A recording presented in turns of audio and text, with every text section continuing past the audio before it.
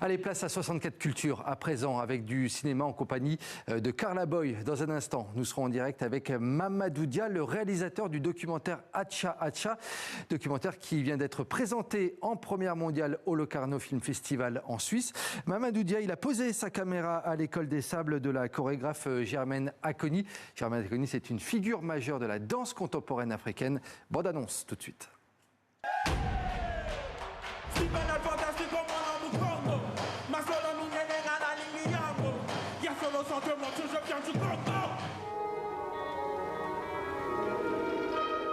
Parfois, il y a des performances que je n'arrive pas à expliquer parce que des idées, parfois, ça vient seul. Parfois, je peux avoir une inspiration à 3 heures du matin. Et accélérez la marche. C'est parti. Jouez. Jouez avec le geste, jouez avec le mouvement.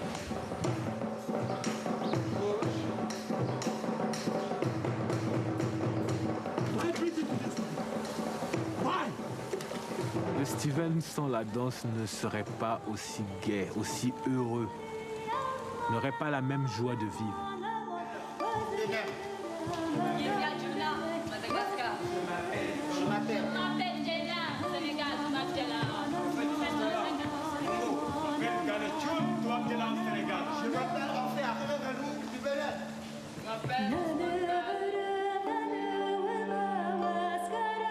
Il y a des raisons pour lesquelles vous êtes là.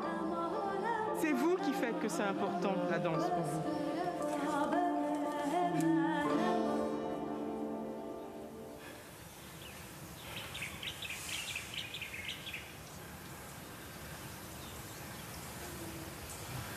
Bonsoir Carla Boy, merci pour cette très belle découverte donc, du film Acha Acha. On est justement en ligne avec Mamadou Dia, le réalisateur du documentaire. Bonsoir Mamadou Dia.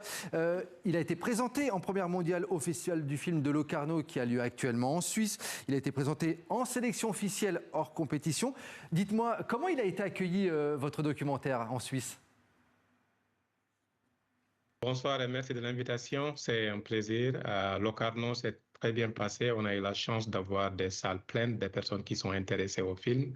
On a eu des discussions d'après à la grande première.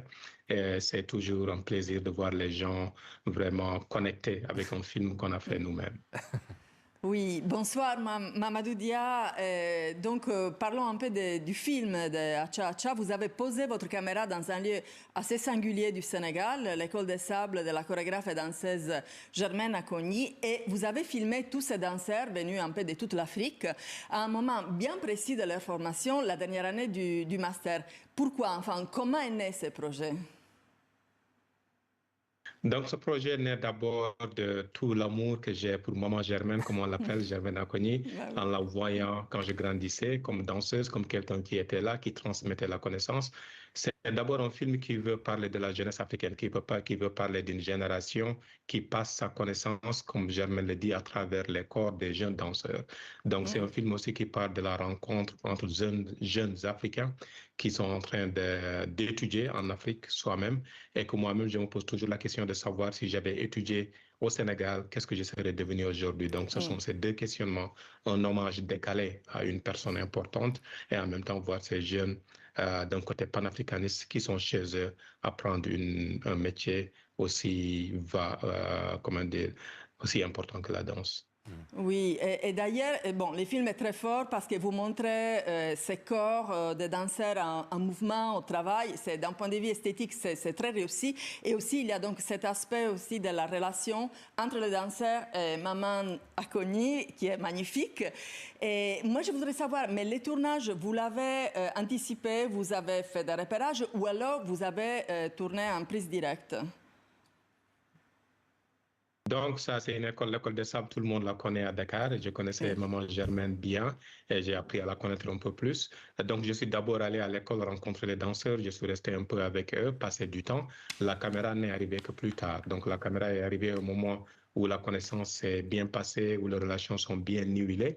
Et aussi, c'était filmer des moments qui, je pensais, étaient importants. L'idée, c'était pas de filmer tout ce qui se passe, mais de filmer des moments de connexion entre ces jeunes qui viennent de toute l'Afrique, qui viennent pas seulement pour la bénédiction de Maman Germaine, mais qui viennent aussi pour un diplôme, parce que cette formation en master, c'est une des rares formations sur la danse qu'on a encore sur le continent. Mamadou Dia, c'était aussi une idée de constituer une archive de son travail également?